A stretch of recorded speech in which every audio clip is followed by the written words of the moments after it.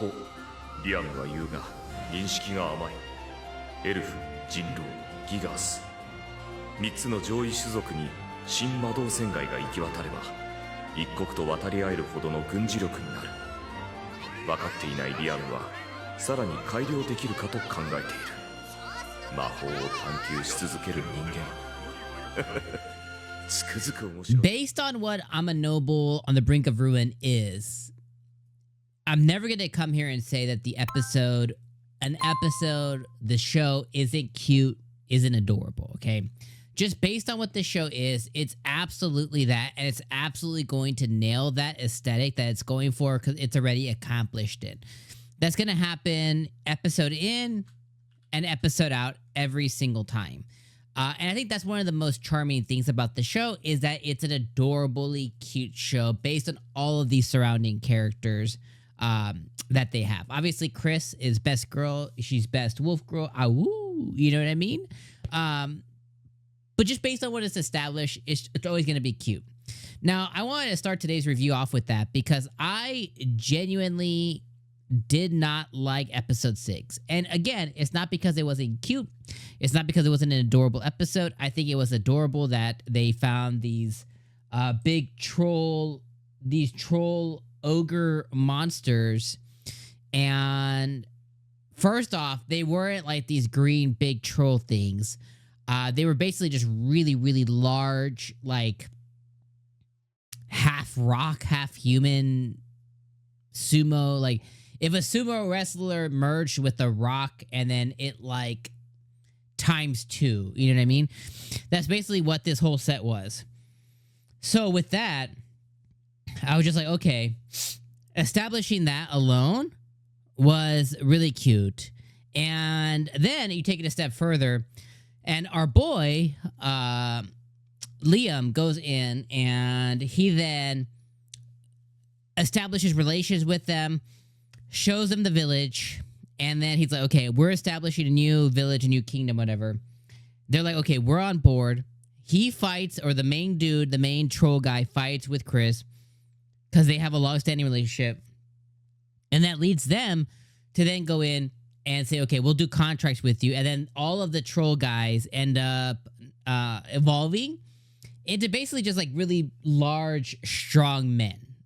So that ends up happening, and I think that is cool. Then after, we move on to the next thing, which is all about Liam in his continuance of pursuing, I guess, like armor, I don't even know, perfection or something. Basically, he's just trying to create a bunch of different armor for his new empire, his new kingdom, his new village, which is totally cool, but they spend so much time on it. And eventually he practices. He has a touchy moment with Radon, and he decides to merge his now forged armor sets with a spirit. And that exponentially powers him up. Then he has Chris and the dude, the new troll guy. I forget what his name is. Guy. I think his name's just Guy. I think his name's just Guy. So she has Chris and Guy go and try out the armor, and they work just well. In between that, you know, the town, I guess, gets attacked for like a second. The elves go pew pew, and then they're gone. And yeah, I mean, that's really all that happened this episode. Like, there wasn't a whole lot that happened this episode. And that's kind of where I'm at with this one. Is like, oh, man, it's just hard. This is going to end up being a 12 or 13 episode season. And it's like, okay, you know, we don't need to waste this much time. Like, establishing the trolls and a new species, okay.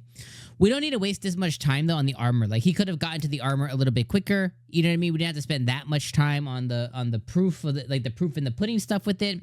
They just wasted way too much time. And the other part of it, too, that I've been thinking about is we also haven't seen Asuna and Jody, the two original familiars, in a long time. So, you know, they were the first ones to become familiars with him. They were the first ones to you know, start his adventuring gig. And he hasn't adventured at all. And those two girls have just been MIA the whole entire time. So the two people that he established relations with out the get-go, they've just been MIA. They've been MIA through Radon. They've been MIA through the princess. They've been MIA through him creating an empire. They've been MIA during the trainings. They've been MIA during, like, they should be the first ones to have moved in here. They should have been the first ones to establish these. They should have been the first ones to help Liam out. They're just effing gone, which is just so weird. And they've only been and again, I think Chris Wolf Girl's the best girl, but they've only been focusing on the Wolf Girls and the elves and the pixies or whatever. I mean, and again, that's fine, and the princess, of course, but like it just feels weird. Then the other part of the episode that I had a problem with is not only did they recap everything that's happened so far at the beginning of the episode, wasted like the first, 2-3 minutes, then they still had the balls. I was gonna say audacity, but they had the balls to still play the OP. So they wasted time by recapping. They wasted time from the OP, and then they wasted a big portion of the episode. Like, I just felt like just spit on my face and move on, I guess, you know? So anyways, I think this episode was like a 4 out of 10. I think it was a really bad episode. Again, I think this show is cute. It's adorable. There's a lot of redeeming factors here for sure. But the show's going to only operate at like a 6.5 out of 10. Somewhere between there. Throw a dart in the middle, call it 6.35, right? But like 6 or 6.5 out of 10. That's how good the show is, period. The best it's going to be, on average, after the season done, is like a 6.5 at best. So to throw a 4 out of 10 episode, you know, like just a really doo-doo episode, is hard, man. It's hard. So anyways, those are my feelings. I had big feelings this episode. Let me know your guys' thoughts in the comments below. I'll see you guys next week. Hopefully, as Asuna and Jody gets back. I don't know. We'll see what's happening there. And if not, we'll just keep bulldozing forward. And maybe he'll create more armor next week with some mithril. I don't know. I'll see you guys then for that, though. Peace.